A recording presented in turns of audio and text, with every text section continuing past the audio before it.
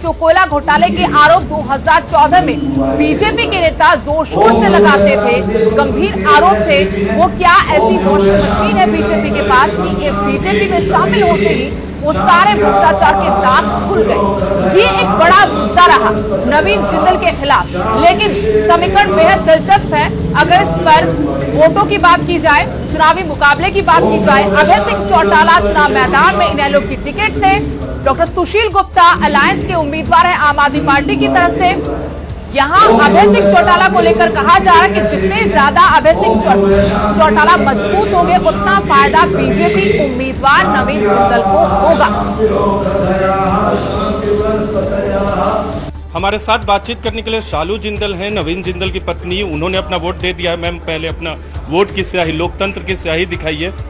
देखिए, ये वोट की स्याही है जो अभी वोट करके निकली है। अभी सर से बात हो रही थी नवीन जिंदल जी से, उन्होंने कहा कि महाभारत की भूमि में वो अपना कर्म कर रहे हैं, जीत हार का दावा तो नहीं, कर्म कर रहे हैं। सही कहा नवीन जिंदल जी ने, क्योंकि ये धर्म क्षेत्र कुरुक्षेत्र है और यहाँ पर भगवान कृष्ण और अर्जुन ने धर्म के लिए युद्ध किया, तो कर्म किया है हमने and we tried our best. और अब जो रिजल्ट है वो प्रभु के हाथ में है, महाप्रभु जी के हाथ में। महाप्रभु जी के हाथ में। आप कह रहे कि कर्म करो, कर्म करने का संदेश दिया था श्री कृष्ण ने अर्जुन को, लेकिन धर्म की तरफ कौन खड़ा है? क्योंकि तमाम लोग खड़े हैं, तमाम लोग चुनाव लड़ रहे हैं, सबके अपने अपने दावे हैं। तो नवीन जिंदल चुनाव जीत रहे हैं, दावा कर रही हैं आप आराम से, क्योंकि पहले वो प्रतिनिधित्व कर चुके हैं। हाँ, मुझे लगता है कि जितना हम लोग जब कैंपेनिंग की, नवीन जी को इतना स्नेह और प्यार मिला है सबसे, क्योंकि पहले भी 10 साल जब सांसद थे यहाँ पर, उन्होंने बहुत सारे जनसेवा के कार्य यहाँ पर किए। तो सभी जो कुरुक्षेत्र हमारा परिवार है, तो सभी बहुत याद करते हैं नवीन जी के उन कार्यों को। और अभी भी नवीन जी सिर्फ जनसेवा के लिए ही आए हैं। तो हमने पूरी कोशिश की है, कर्म किया है, अच्छा कर्म किया है, तो उसका फल भी मीठा ही हो। आप कह रहे कि नवीन जिंदल जी ने जो काम किया, पार्टी बदल दे, उसका कोई फर्क पड़ेगा, या नवीन जिंदल जी का अपना जो है काम, उसके नाम पे वोट मिलेगा? मुझे लगता है भाजपा और नवीन जिंदल सोने पे सुहागा है। सोने पे सुहागा। प्रधानमंत्री मोदी कितना बड़ा फैक्टर है, क्योंकि विपक्ष कह रहा है कि कोई वेव नहीं है। आई थिंक मोदी जी ने, भाजपा ने पिछले 10 सालों में इतने सारे विकास के कार्य किए हैं, महिलाओं के लिए तो बहुत ही ज़्यादा किए हैं, और जैसे हमारे और भी बहुत सामाजिक वर्ग हैं जिनमें बहुत अच्छे काम हुए हैं। तो मैं जहाँ भी जाती हूँ, प्रधानमंत्री मोदी जी के लिए, भाजपा के लिए सब बहुत ज़्यादा आशीर्वाद देते हैं। सब आशीर्वाद देते हैं। आपने महिलाओं का जिक्र किया, महिलाओं पे खासकर दांव लगाती है भारतीय जनता पार्टी, या प्रधानमंत्री मोदी भी बोलते हैं, महिलाओं की बात करते, महिलाओं के लिए बहुत योजनाएं की हैं। महिला क्यों वोट दे बीजेपी को, आपको क्यों लगता है? तीसरी बात, मुझे लगता है महिलाओं का जो जीवन है उसको बहुत आसान कर दिया है भाजपा ने। जैसे सिलेंडर का जो शुरू किया, पहले हमारे गांव में वो चूल्हे से बहुत ज़्यादा मुश्किल होती थी महिलाओं को खाना बनाने के लिए, और सबके लिए सिलेंडर की व्यवस्था कर दी इतनी आसानी से।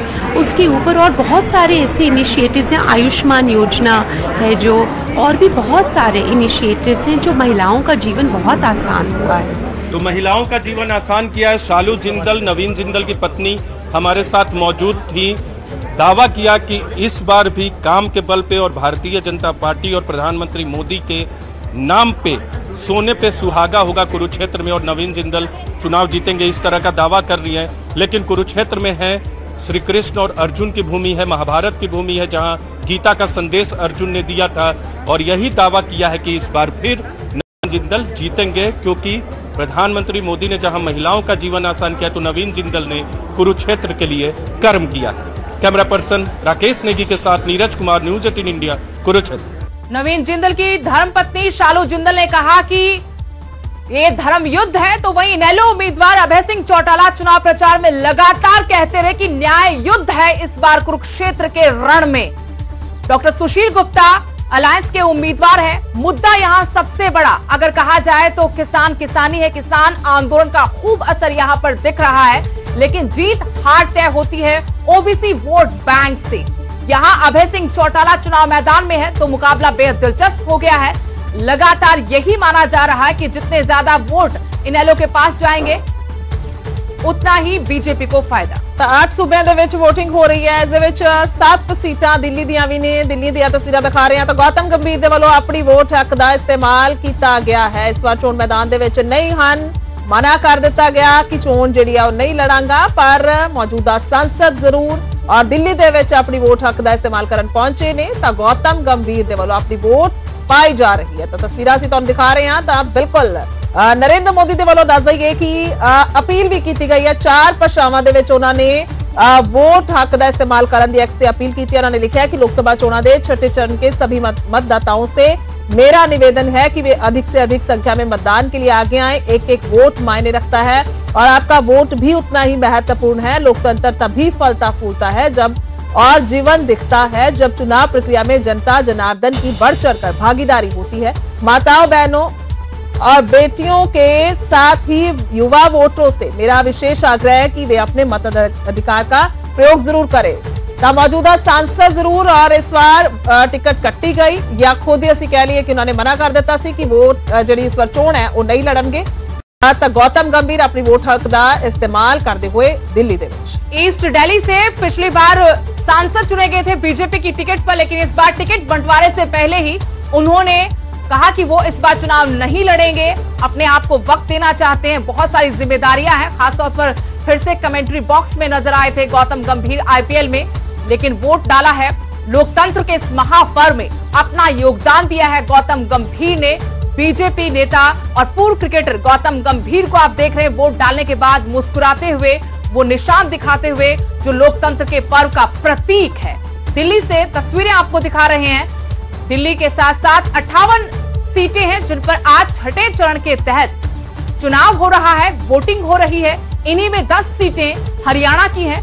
हरियाणा की 10 लोकसभा और 1 विधानसभा, करनाल विधानसभा सीट पर क्योंकि उपचुनाव हो रहा है।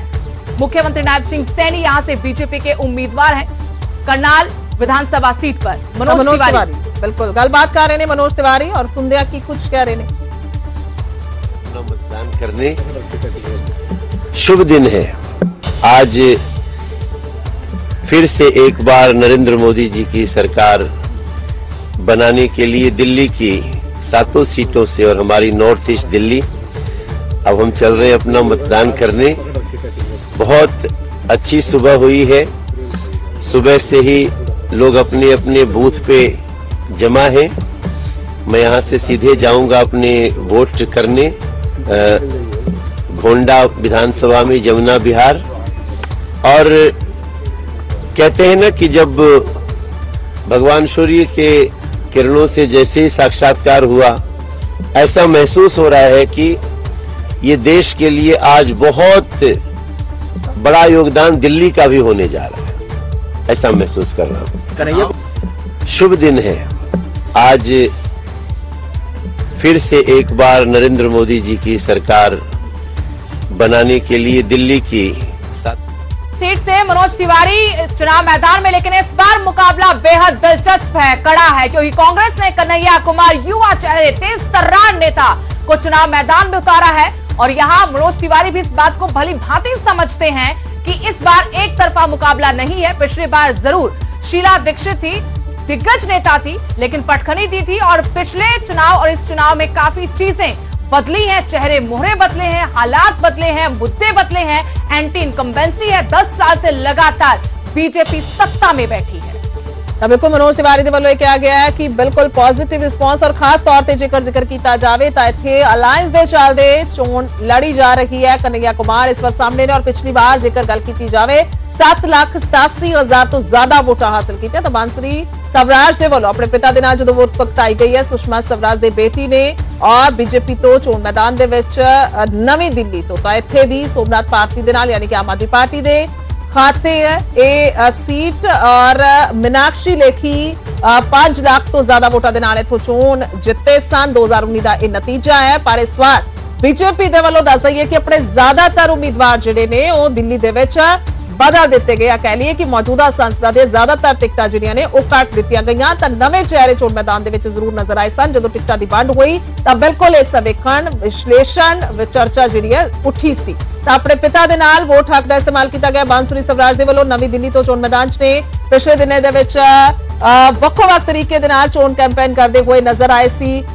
किते मंदिर दे विच झूमदे हुए नजर आए बांसुरी स्वराज और अज भी मत्था टेकिया गया है मंदिर दे विच और आशीर्वाद प्राप्त किया गया है वोट हक दे इस्तेमाल तो पहला।